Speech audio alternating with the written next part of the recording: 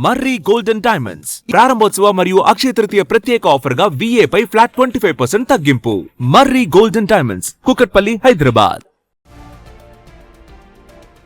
సామాన్యుల ఆశల్ని పెట్టుబడిగా మార్చుకుని మైక్రో ఫైనాన్స్ పేరుతో వందల కోట్ల రూపాయల దందాకు తెరలేపిన కేటుగాడు రమావత్ మధు ఎట్టకేలకు పోలీసులకు చిక్కాడు. మార్కెటింగ్ రంగంలో ఉంటూ చిన్న పనులు చేసుకునే స్థాయి నుంచి బెంచ్ కార్లు, విలాసవంతమైన భవంతులు, పబ్బులు, స్పా సెంటర్లే సామ్రాజ్యంగా ఎదిగిన మధు అసలు రంగు బయటపడింది.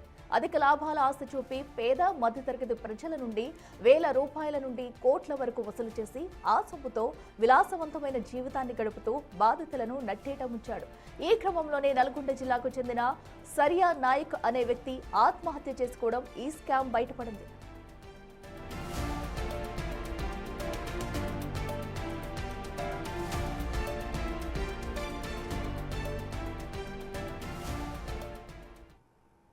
రెడ్డికి మరింత సమాచారం మా ప్రతినిధి రాణా లైవ్ లో అందిస్తారు. రాణా, చెప్పండి. ఏదైతే అటు మైక్రో ఫైనాన్స్ తో ఇప్పటికే బాధితులంతా కూడా బయటకు వచ్చి తమ ఆవేదన అయితే వ్యక్తం చేస్తున్నారు. అయితే ఈ నేపథ్యంలో రమావత్ మధు కూడా పోలీసులకు చిక్కినట్టు తెలుస్తుంది. సో ఎన్ని రోజుల నుంచి, ఎంతమంది ఈ దీంట్లో ఉండి ప్లాన్ అంతా వేసుకున్నారు, ఎన్ని రోజుల నుంచి ఇదంతా మొత్తం కొనసాగుతుంది, పోలీసులు ఏం చెప్తున్నారు? నల్గొండలో ఒక మారుమూల ప్రాంతంలో తండాలో పుట్టినటువంటి రమావత్ మధు అక్కడ చిన్న చిన్న పనులు చేసుకునేవారు. అంటే చిన్న బండి తీసుకుని కనీసం పెట్రోల్ లేనటువంటి సిచ్యువేషన్ అతనిది. సో అక్కడ అలాంటి పనులు చేసుకుంటూ పరిచయాలు బాగా పెంచుకున్నారు. తర్వాత మార్కెటింగ్ సంబంధించిన రంగంలోకి వెళ్ళారు. తర్వాత చిన్న చిన్న ప్రోడక్ట్లని అతను అమ్మడం కానీ అక్కడ ఎక్స్పీరియన్స్ అయిన తర్వాత ఈ మైక్రో ఫైనాన్స్ సంబంధించినటువంటి ఐడియా వచ్చినట్టుగా సమాచారం అవుతుంది. మైక్రో ఫైనాన్స్ కొంతమందితో కూడా పెట్టుకొని అతను పెద్ద ఎత్తున కూడా తండాల నుంచి కానీ అతని సామాన్య ప్రజల నుంచి కూడా తమకు మొదటగా తను బాగా తెలిసిన వ్యక్తుల్ని తను ఎంచుకున్నాడు. వాళ్ళ దగ్గర నుంచి ₹1,00,000 వసూలు చేశారు. తర్వాత దాదాపు 3 నెలల పాటు 4 నెలల పాటు వాళ్ళకి అధిక డబ్బులు ఇస్తూ, అంటే వడ్డీ ఇస్తూ కాలం వెల్లగీస్తారు. తర్వాత అట్లా ఒకరు ఇంకొకరిని జాయిన్ చేయించడము, తర్వాత ఇంకొకరు ముగ్గురిని జాయిన్ చేయించడము, ఇట్లా వందల మంది కూడా జాయిన్ అయిపోయారు. ఒక్కసారిగా కూడా ఆ సిచ్యువేషన్ ఎట్లయిందంటే మైక్రో ఫైనాన్స్కి లిక్విడ్ క్యాష్ కొన్ని వందల కోట్ల రూపాయల వరకు కూడా వెళ్ళిపోయినటువంటి పరిస్థితి. సో ఆ డబ్బులంతా కూడా తన విలాసాలకి బాగా వాడుకొని తనతో ఉన్నటువంటి బంధువులు కానీ అలాగే తన స్నేహితులు కానీ వాళ్ళతో కూడా పెద్ద ఎత్తున కూడా పెట్టుబడులు వేరే తోటలో పెట్టిస్తుంటూ కూడా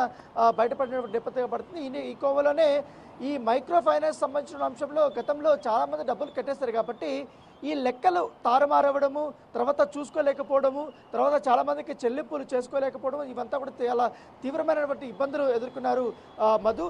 అప్పట్లోనే ఈ ఎక్కువ మంది డబ్బులు ఇచ్చేసారు కాబట్టి అప్పులు చేసో లేకపోతే బంగారంతో కుదవబెట్టో లేకపోతే వేరే వాళ్ళ దగ్గర తీసుకొని ఇచ్చి ఇక్కడ పెట్టుబడి పెట్టడము. ఎందుకంటే ₹10 పెడితే మీకు ₹15 వరకు కూడా ఇస్తారనేది అతను చెప్పినటువంటి వర్షన్. ఎందుకంటే షార్ట్ టర్మ్లో ఎక్కువ డబ్బులు వస్తుంది అనేసి ఈ సామాన్యులు కానీ వీళ్ళందరూ కూడా ఎక్కువగా ఆశపడ్డారు. సో అట్లా వెళ్ళినప్పుడు కొంతమందికి ఇచ్చారు, కొంతమందికి ఎగరగొట్టేస్తారు. అయితే పెట్టుబడి పెట్టిన డబ్బులన్నీ ఇవ్వనేసి కూడా అతని చుట్టూ తిరిగినప్పుడు ఇవ్వలేకపోవడము, చాలామంది ఆగ్రహం వ్యక్తం చేసి ఆత్మహత్య లాంటి పరిస్థితికి వెళ్ళిపోయినటువంటి సిచ్యువేషన్, కొంతమంది డిప్రెషన్కి వెళ్ళిపోయారు. సో ఈ కేసు చిలికి గాలివానేలాగా నల్గొండలో స్టార్ట్ అయ్యి ఇప్పుడు దాదాపు అనంతపురంలో, ఇటు కర్నూలు, బెంగళూరు, చిత్తూరు, ఇట్లన్నీ దీంతోపాటు హైదరాబాదు అన్ని ప్రాంతాలు కూడా చుట్టేసినటువంటి నేపథ్యం అయితే ఏర్పడుతుంది. చాలా పక్కా ప్రణాళికతోనే రమావత్ మధు మొదటి నుంచి కూడా ఈ యొక్క మైక్రో ఫైనాన్స్ సంబంధించిన స్కామ్ని చేశారని కూడా చెప్తున్నారు. ఆ కోవలనే కొంతమంది ప్రముఖుల పేర్లు వాడుకోవడము, నా వెనకాల వాళ్ళు ఉన్నారు,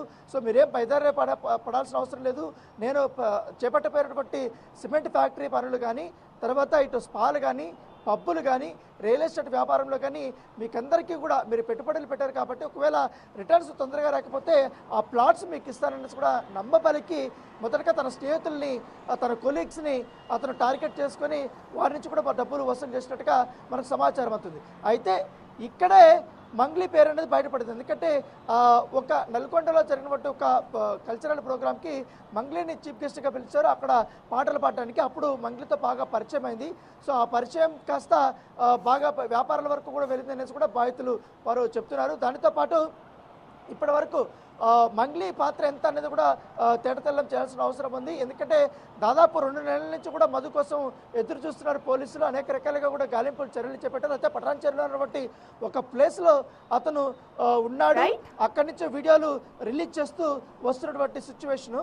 సో అతన్ని నిన్న వెత్తడి పెరిగిపోవడం కుదిరి పోలీసులు ఏ క్షణంలోనైనా అరెస్ట్ చేసే అవకాశం ఉందనేసి ఇన్ఫర్మేషన్ రావడంతో అతనే స్వతహాగా మియాపూర్ పోలీస్ స్టేషన్లో లొంగిపోవడానికి వచ్చినప్పుడు ఈఓడబ్ల్యూలో ఆల్రెడీ 30 కేసుల దాకా ఉన్నాయి కాబట్టి ఫ్రాడ్ కేసులు.